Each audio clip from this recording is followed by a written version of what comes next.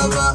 فهذا اللي بالمراجل معتني في قدره، معتني بالشموخ ولا يشوف خصامه، وفي بادر تنتسب لسيرة العطره، وابو سعد بالمدار معتني قدره، واردين الطيب من عدم طويل شبره،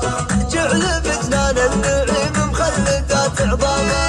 بالعمى بالعز فيهم والوفا بالفطره، حي والله طاري يعني زاوى حي عمامه، وفي خوال مكرمين الضيف حي القصره، والله ان النعم فيهم والكرم علامه،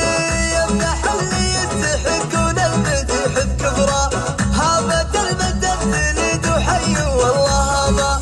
هالعوازم عزوة لو بالشدايد ذخرى،